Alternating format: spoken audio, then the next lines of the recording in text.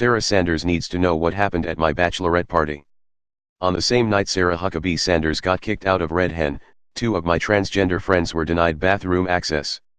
This is what real discrimination looks like. Here's something I never thought I'd say: my bachelorette party made national news over the weekend.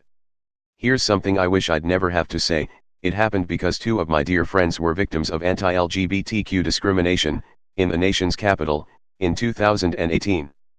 And here's something I have trouble believing: after a different controversy erupted this weekend over Trump spokeswoman Sarah Huckabee Sanders being turned away from a restaurant, a lot of people seem more worried about the civility of protesting bigotry than about bigotry itself. On Friday night, about a dozen friends and I went out dancing at Cuba Libre Restaurant and Rum Bar in Washington, D.C., to kick off a weekend of bachelorette party celebrations. 2 of the friends who were with me that night are transgender.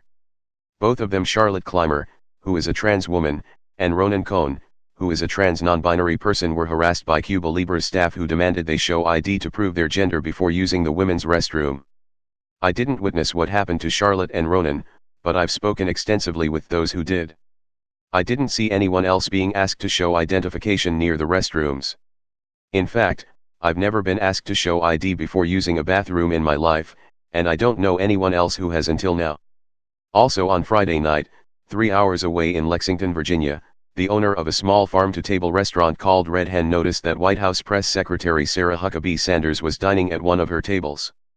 The owner of Red Hen, Stephanie Wilkinson, told the Washington Post that Sanders served an inhumane and unethical administration.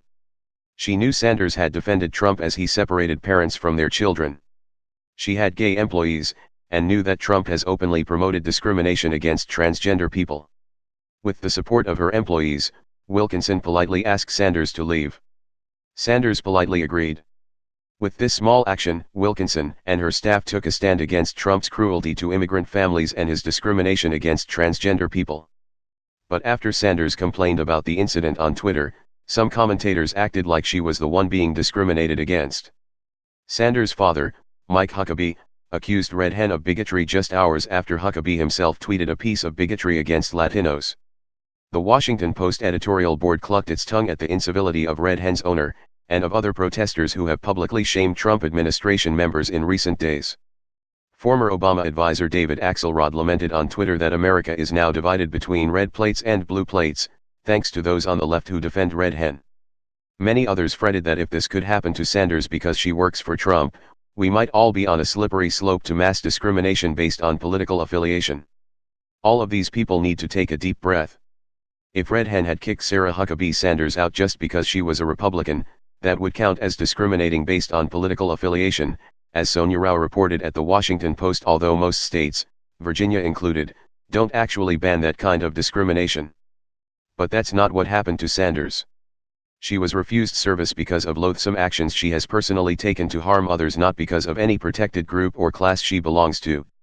Compare this to the very real discrimination my friends experienced that same night, simply for being transgender and trying to live their lives authentically and safely.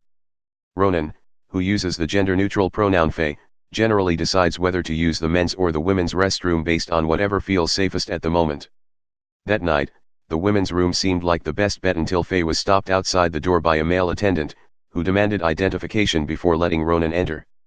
Ronan decided to show Faye her driver's license, which did read female, in the hopes that it might smooth things along with the aggressive staff member. But then, Ronan said, the Cuba Libre employee actually tried to walk off with the ID before other friends intervened. In Charlotte's case, the male attendant actually followed her into the bathroom, barging in after her to demand identification. But as Charlotte recalled in a Twitter thread that went viral, she refused. She knew she had the right to use the restroom she identified with under DC law. She tried to explain this to the manager at Cuba Libre, but he insisted she was wrong. Charlotte even warned the manager that she works for the Human Rights Campaign, a major LGBTQ rights organization. In response, the manager mocked her and threatened to call the police. She told him to go ahead. A bouncer urged her to be reasonable, then grabbed her arm and pushed her out of the club. Both of my friends were bullied at Cuba Libre. One tried to keep the peace, the other made noise. Both are valid responses for people who face discrimination every day and have to pick their emotional battles. But neither response could actually convince the bullies to stop. Thankfully, After Charlotte herself called the police, they treated her with the respect she deserved. And thankfully, she has now drawn some serious attention to a serious problem. What happened to my friends is illegal in DC, and Cuba Libre is now facing a public relations nightmare and possible legal consequences. Believe it or not, though, bigoted treatment like this still isn't outlawed in most states. And the Trump administration is still trying to dismantle the few legal protections that transgender people have against this kind of discrimination, from classrooms to the military. Somehow, much of the media has managed to spend the last few days hand-wringing about whether liberals are being too mean when they criticize the Trump administration for keeping toddlers in cages. Some people are asking where we should draw the line in our public discourse, but they're asking whether it's okay for celebrities to curse at the president, not whether it's okay for the president to compare immigrants to vermin. Civility is a fine thing when both sides actually value the rules of civility. But bullies don't care about politeness, they care about power, and about consequences. We as a society need to prove to bullies, like Trump and the people who cover for his atrocities, that they will actually face consequences when they abuse others.